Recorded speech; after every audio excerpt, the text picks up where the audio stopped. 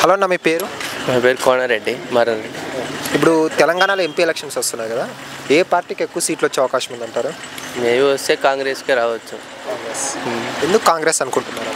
అంటే ఇప్పుడు దాకా బీజేపీ ఉంది కదా, మళ్ళీ ఒకసారి అవకాశం ఇవ్వాలని కాంగ్రెస్. ఇప్పుడు బీజేపీకి చాలా పోటాపోటీగా ఉంది అంటున్నారు, కాంగ్రెస్కి బీజేపీకి. మరి బీఆర్ఎస్ పరిస్థితి ఏమంటారు? బీఆర్ఎస్ ఆ స్టాల్లో 2 టైమ్స్ గెలిచాది కదా, మళ్ళీ అయితే కాంగ్రెస్కి ఒకసారి అవకాశం ఎలా ఉంటుందని అవకాశం ఇచ్చారు. ఈసారి కాంగ్రెస్ గెలుస్తుంది. మరి సెంట్రల్లో ఏ పార్టీ వచ్చే అవకాశం కనిపిస్తుంది ఎంపీ? మేబీ ఆల్రెడీ 3 టైమ్స్ ఉన్నారు కదా, 2 టైమ్స్ ఉన్నారు మోడీ ఉన్నారు కాబట్టి ఈసారి నెక్స్ట్ టైం కాంగ్రెసే రావచ్చు.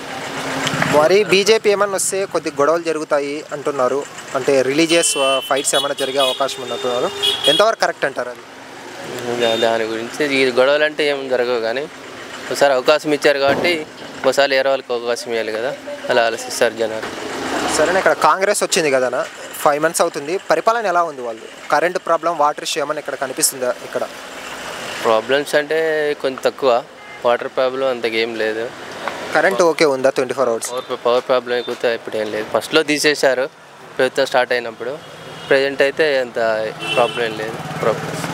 అంటే ఈసారి ఎంపీ సీట్లలో బీజేపీకి మరి కాంగ్రెస్కే పోటీ ఉండొచ్చు అనుకోవచ్చు. బీజేపీకి కాంగ్రెస్కా పోటీ ఇక్కడ? బీజేపీ కాంగ్రెస్ ఉంటే ఉండొచ్చు, మేబీ చెప్పలేము.